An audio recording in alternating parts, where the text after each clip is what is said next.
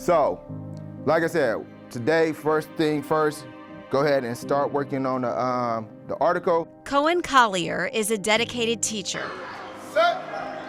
a caring track coach, and decorated athlete. As a son and dad, relationship is pretty much a lot of don't give up. A dedicated father, even a published author. But for a while, Collier saw himself as something different. So we left and went to Iraq, and that in 2009, unfortunately, during that time period, I was hit by a roadside bomb and had extensive injuries, and to the point where they actually thought I was not gonna make it because I had lost so much blood. I would never wear shorts because I never wanted nobody to see my leg. Though he lost most of his leg and hand, he says losing his drive and sense of purpose is what set him back the most.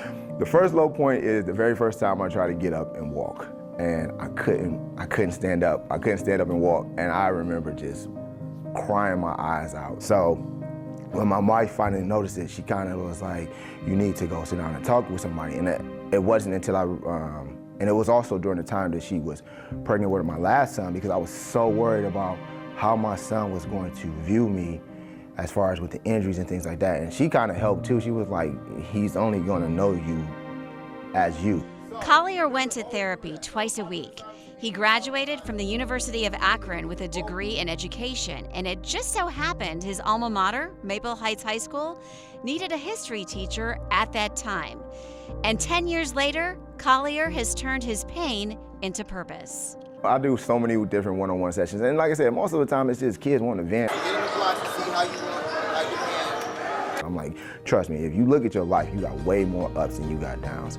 And I think that's what I try to get them to understand as they come through this door. And that determination landed him on the cover of Men's Health for January as the winner of their Ultimate Guide 2023 competition. Well, let's see how folks at home Guess are gonna react to what? this. It's you! And it caught me off guard because I really didn't think I was gonna win. Like I said, I was just happy to be a finalist. So nowadays, Cohen Collier sees himself a bit different. On top of athlete, veteran, teacher, Purple Heart recipient, and author, he can add Men's Health Ultimate Guide to his resume. But he credits the people in his life for getting him to today. We were outside one day, and I finally got to see him run on his leg again for the first time, so that was really cool. He do a lot, so I feel like it's like a reward for him, and I feel like he truly deserves it. And I always tell him, like, I grew up here. I'm from the same neighborhood y'all from, and I'm making things happen with my life, and that, you know, most people would have gave up and quit on. And we always, you know what I'm saying, and I always tell them, like, I never quit. I might have had a down moment, but I never quit. The Gray family was always the family on the go, raising their three boys, Ricky, Patrick, and Bryson. Having the three boys, we were always busy. And whatever the older boys did, Bryson was sure to follow. The minute Patrick decided to go to St. Ed's, I mentioned it a little bit yesterday, Bryson was all in. But Bryson never lived under his brother's shadow, quickly becoming known on the football and lacrosse teams. He had friends, Paynesville, Menor, Rocky River, Avon, Westlake, West Park, Cleveland, Strongsville, Brunswick, I mean, everywhere.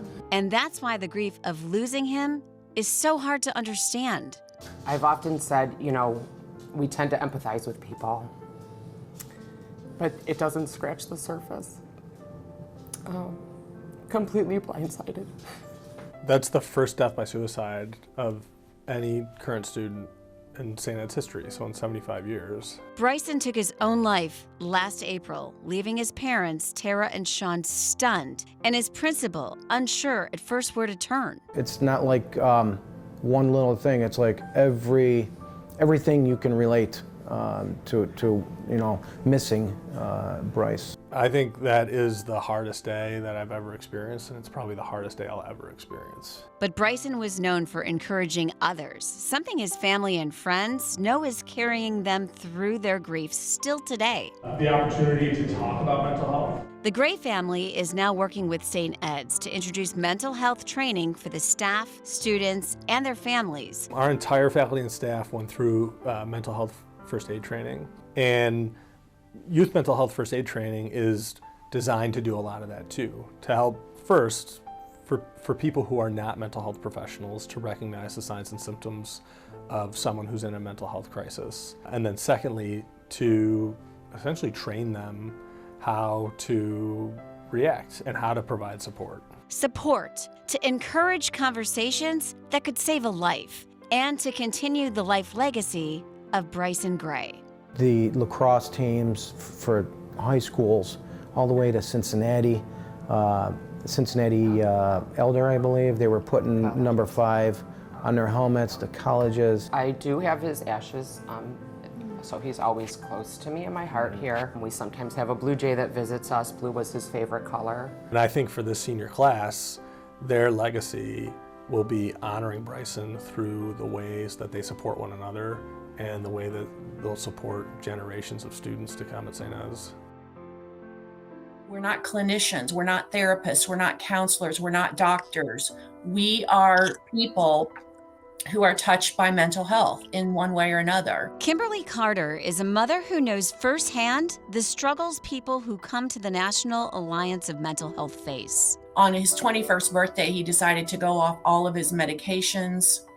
And so for the next year, he spiraled downward and his life grew increasingly out of control. Carter's son suffers from bipolar disorder and a lack of understanding the severity of his mental health state. Once his condition became too severe, Kimberly made a mother's hardest decision to let go and force him to help himself. These are his mugshots. Oh, wow. And he was arrested during this period of time every 11.6 days. Wow. One of those times you'll see he has a collar on his neck because he was hit by a car. In November, when he was arrested for his current charge, this is what he looked like. Oh my gosh. Her son, who we're not naming, has been homeless and in and out of prison.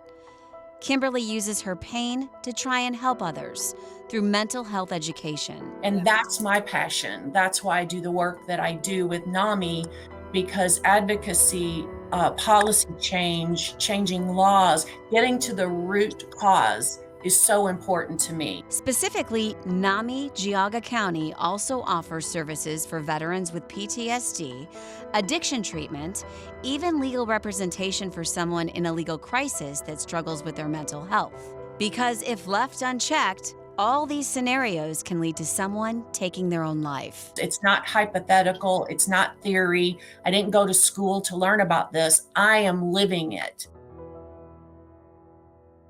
There was just times I just felt like I needed to go to the hospital, like all the time, because I was mentally just defeated and I just didn't want to be on earth anymore. That was 49-year-old Tarek Jackson's daily existence about 3 years ago. In and out of college, breaking off an engagement, living on the streets of Colorado, addicted to alcohol and clubbing. 2 guys walked by and called me the N-word. And I don't know, it's upsetting, but I just like lost it. And I started yelling like, somebody take me to the hospital. I'm gonna do off with myself. A bipolar disorder left unchecked. Despite his struggles, Jackson is an accomplished man. In fact, his college degree, a master's in psychology. And while he studied the mind, his experience was never talked about in class or at home. We don't really, for some reason, traditionally we haven't felt that mental health issues are quote unquote serious issues. So in all my years, I only know one other person that I know of in my whole family, both father's side and mother's side, that may have a mental health diagnosis. And, the odds are just against that. Jackson now works in the outreach department of Magnolia Clubhouse in Cleveland, a facility that helps those with severe mental health issues get back on their feet. Over half of the population they serve are African American. 60% are male. And many struggle to find the help they need. A lot of Black and brown people work in the service industry, and a lot of service industry jobs don't have health insurance. Another component is a level of distrust. There's been a mistrust over the years, definitely in the generation before mine. of the establishment, with civil rights and Jim Crow laws, and there just hasn't been a big trust of probably the medical community in general. But taking that step and finding people you can trust is what Jackson says breaks those generational curses. What helped you? My mom's a big, strong influence in my life. And when I was staying with my mom, she was like, you can't drink when you stay here. So I didn't want to be homeless, so I stopped drinking. And then I found Magnolia Clubhouse, which is a place to kind of go. And people that are kind of struggling with some of the same things you're struggling with, you can kind of go and have a place to be in, be seen and felt heard and be important. Now, in 2015, I tried to commit suicide. I tried to take my own life. I took a bunch of pills and tried to drive off a cliff. Babe Kwasniak is a civilian aide to the Secretary of the Army, the youngest person to ever be inducted into the Ohio Veterans Hall of Fame, a husband. My name's Pat McGinty. I was a West Point graduate as well as Babe, and I graduated in 2003. Pat McGinty served in the 121 Airborne Division in Iraq in 2005 and 2006. He is also a husband and a father. I'm Mike Izzo. I'm also a West Point grad, former infantry officer, served in the 101st Airborne Division, was in Iraq from 2005 to 2006. Mike Izzo served our country as well. He's in grad school, somebody's son. These three veterans have been out of active duty for years, but find themselves fighting a different battle, the rising issue of suicide, depression, and PTSD in our veterans and active duty soldiers. By 2023, we will have more deaths by suicide than we will post 9/11 combat. Babe is referring to a report out just this summer that estimates that since 9/11, we've lost more active duty personnel and veterans to suicide than those actually killed in combat. And honestly, when I came home and got out of the Army, I sort of felt lost. Anxiety, depression, and an overall sense of needing a purpose is what these men say drives these spiking deaths. What Mike and I both realized is that we've been friends for 20 years and we never talk about any of this. Mike says the thought of suicide never crossed his mind, but after coming home from war, he gets it. And then I remember hitting a point in my life where it was a very low point for me. And I remember thinking like, okay, I understand why there's an appeal to some people for this. The number one thing you learn while serving your country is the no man left behind mentality. Like, this was our family. I mean, we're not like a family. This is our family. But once you come home, that mentality can lead to deep retreatment in oneself. People in the military don't want to be thought of as a burden, and that carries through after you get out of the military. And so I think that's a barrier for a lot of veterans to reach out. A struggle that has done damage similar to actual battlefield wounds. But it's also taught these veterans there is more to life. The reality is what you went through can literally save somebody's life. So now you're sitting on a lottery ticket and just cash it in.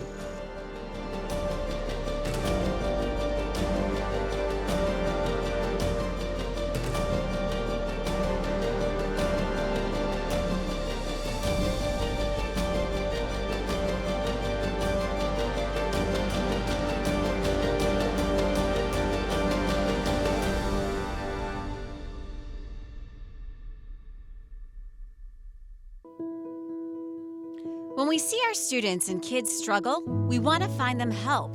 But in Parma's 3 high schools, they're finding hope. So at Parma High, we've been doing mental health ambassadors for quite some time. And our district supported that by purchasing this Hope Squad program that's a national program for suicide prevention.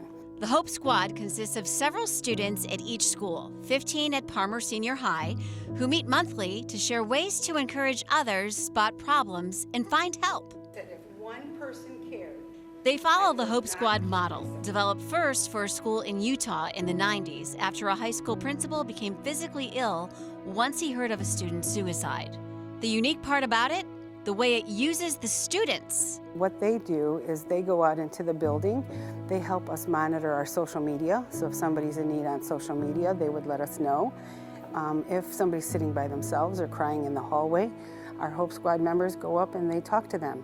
And each student in the program is there for a reason. My anxiety definitely rose my 9th grade year, especially with COVID hitting and my parents and family issues. It definitely was hard. They're nominated to the squad by friends, fellow students, and teachers who see them as leaders and kind-hearted students. So being able to get the people the help they need is very life-changing. Even the littlest bit of help can change somebody's whole day or even week or whatever they need to be. Especially with having high school students going through the same thing as you with college and all of that, getting to talk to them, not only adults can help because they're going through the same thing at the same time. And each Hope Squad member's biggest goal? Reminding people they're not alone. Not being okay is okay, like how it says. Yes. You can struggle with stuff, but still be the best you can be.